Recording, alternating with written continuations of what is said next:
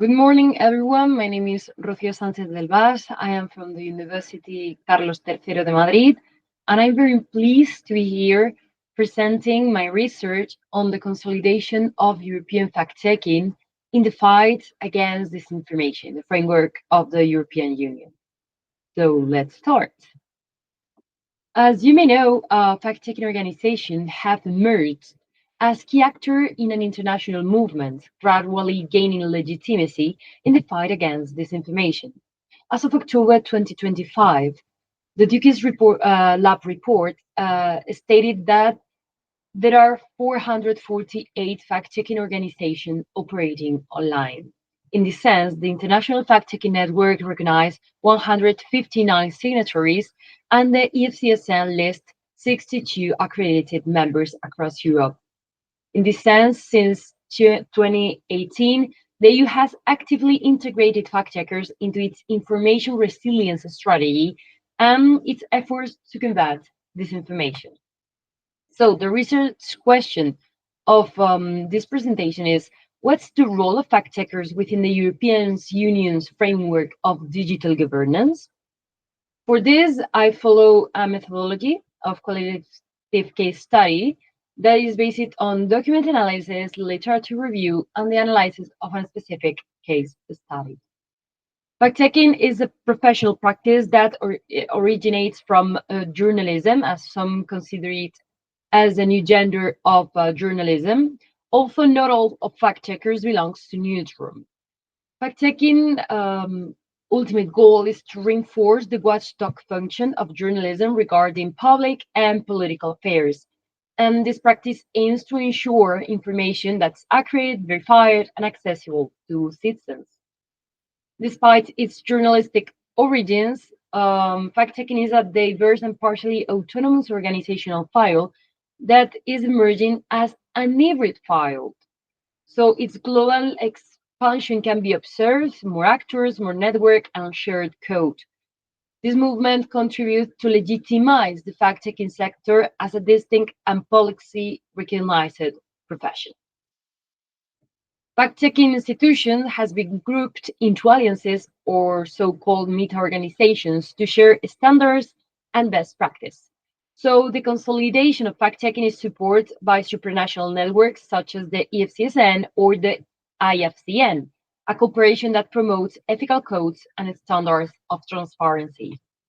Since 2018, the European Union has recognized the vulnerabilities of democracies to disinformation and has supported fact-checker as a key actor within this public policy framework.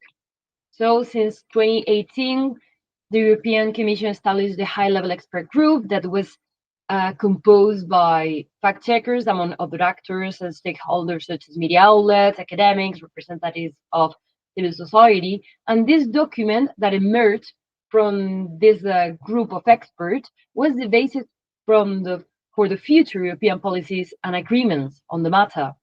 Later on, based on this first document, emerged the world's first voluntary self-regulatory instrument for online platform that was called the Code of Practice on Disinformation. That marked the beginning of formal cooperation between the EU and major global digital actors. And it was basically strengthened, and in 2022 emerged the strengthened Code of Practice on Disinformation that in 2025 emerged as a code of conduct under the Digital Service Act.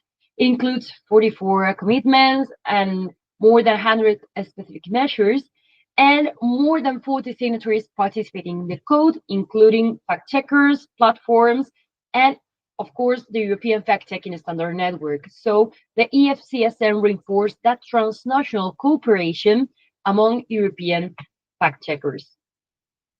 The EFCSN is a non-profit organization that is composed by more than 50 organizations that represent members before public and private institutions. It arose from the European Commission 2021 call for proposal, so it was at the very beginning co-financed by the European Union, and the project was implemented between 2022 and 2023 with that support of the EU. The association and its members are committed to defending the principles of freedom of expression, facilitating public access to verified data and information, and they consider themselves as a representative in a way that they consider that joining the EFCSN is a way to make their voice heard. So the collaboration among fact checkers is a part of the DNA of the verification practice. Is very important to mention that they announce collaboration between them and they launch some projects and initiatives, such as the Election 24 Check. That's a project that wanted to facilitate transnational collaboration to detect and debunk electoral disinformation. So it was based on the context of the European Parliament election of 2024. And this database was not only accessible to fact checkers, but also for academics, what enables the research on disinformation. So we can see also a collaboration between fact checkers and the academia. Another database is the Euroclimate Check that comes from the project Fact Crisis and has launched another database that's in the framework of climate change disinformation. So it also enables researchers and fact checkers to collaborate in order to identify and research on this type of disinformation that really affect our societies. Another of the initiatives that the EU launched to support fact checkers was the European Digital Media Observatory. This is also composed by an academic community, is a multidisciplinary community. And among their key activities, we can find the management of a secure platform for academic analysis, training and outreach on disinformation, the coordination of independent fact-checking activities across Europe, and academic research on disinformation in Europe. Also, there are some hubs distributed among countries. So it's very interesting to see how this phenomena is all around Europe.